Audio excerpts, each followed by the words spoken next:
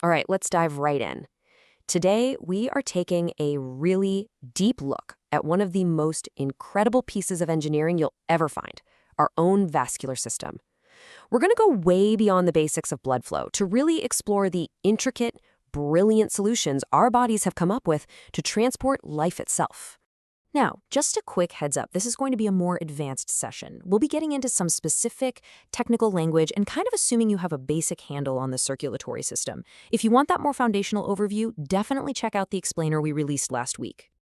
So here's the game plan. We're going to look at this whole network not as just a bunch of simple pipes, but as a system of really elegant solutions to some major physical challenges.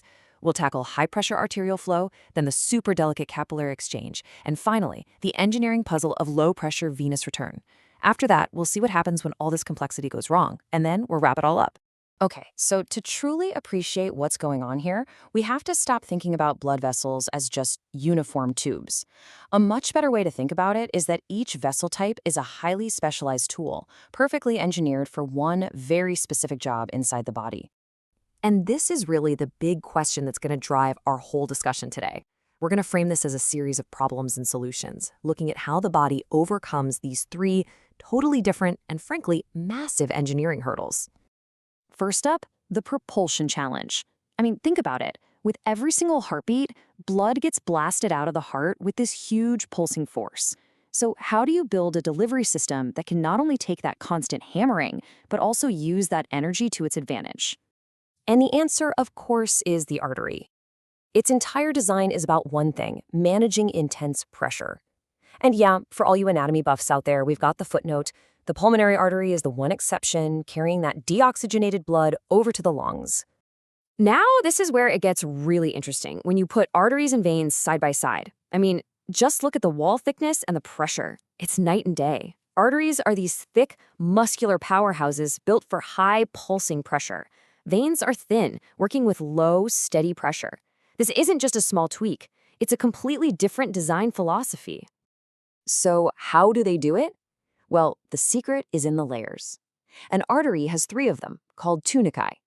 But the real hero of this story is that middle layer, the tunica media. It's thick, it's packed with smooth muscle and elastic fibers, and it's the whole reason arteries can absorb and push along those powerful waves of blood from the heart. And the design gets even smarter. It's not just one size fits all. Right near the heart, you've got these massive elastic arteries, like the aorta. They act like shock absorbers, expanding and recoiling to even out the pressure. Then, further down the line, the muscular arteries take over, using their smooth muscle to steer the blood and control exactly where it needs to go. Okay, so we've mastered high-pressure transport. But this brings us to a completely new problem. Kind of the opposite problem, actually. How do you slow everything down for a super delicate microscopic handoff at the cellular level? This is the interface challenge. We're now zooming way into the world of microcirculation. And the scale here is just mind-boggling. We're talking about capillaries that are only 5 to 10 micrometers wide. To put that in perspective, a red blood cell has to basically squeeze through them in single file. This is where the real business of the circulatory system happens. And just like with arteries, not all capillaries are built the same. The body deploys three distinct designs, basically tailoring the tool for the job. You've got continuous for high security areas, fenestrated for places that need rapid filtering, and sinusoidal for when you need maximum access. This table just lays it out perfectly. In the brain, you need Fort Knox level security, so you get continuous capillaries to create the blood-brain barrier. In the kidneys, where you're filtering waste constantly, you need the little pores of the fenestrated capillaries. And in the liver or bone marrow, where whole cells need to get in and out, you need the big, wide-open gaps of the sinusoidal capillaries. It's just a perfect example of form following function. And you should know, this whole exchange isn't just a passive leak. It's this incredibly complex dance of physics, all governed by something called the Starling equation. You've got this constant push and pull, hydrostatic pressure trying to force fluid out, and oncotic pressure trying to pull it back in. It's a dynamic, beautifully balanced process. All right, on to our final and maybe the most counterintuitive challenge of all. The blood has done its job, dropped off the oxygen. The pressure is now basically zero. So how on earth does the body get all of that blood back to the heart, especially from your feet, fighting against gravity the whole way? This is where the veins come in. And their first job is maybe not what you'd expect. They act as the body's blood reservoir.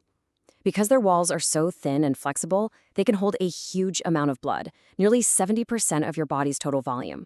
That's why they're called capacitance vessels. They have a massive capacity for storage. So, how do they solve that uphill battle? With a brilliant two-part mechanical system. First, veins are lined with these amazing one-way valves that literally snap shut to stop gravity from pulling the blood back down. Second, the body uses something called the skeletal muscle pump. Every time you walk, or even just tense your legs, those muscles squeeze the veins, forcing the blood up past the next valve, step by step. So we've seen these three really elegant solutions, but here's the thing about such intricate, specialized systems. They also have very specific ways they can fail. So let's take a quick look at what happens when this delicate balance gets thrown off. And of course, before we continue, our standard disclaimer, this information is for educational purposes only. If you have any medical concerns, please always consult a qualified healthcare professional. And this slide brings it all back to those engineering principles we talked about. Atherosclerosis, that's a failure of the artery's smooth inner lining. Deep vein thrombosis, that's a problem that happens in the low-pressure, slow-flow environment of the veins. And venous insufficiency, what leads to varicose veins? That is a direct mechanical failure of those critical one-way valves we were just discussing. Okay, we have covered a ton of ground, from the high-pressure force of the aorta all the way down to the tiniest capillary. Let's try and boil all of this amazing complexity down into a few key points. So, if you remember anything, remember this. First, form always follows function. Every vessel is a unique solution to a specific problem. Second, arteries are the heavy-duty, high-pressure pipes. Third, capillaries are the specialized, fine-tuned interfaces for exchange.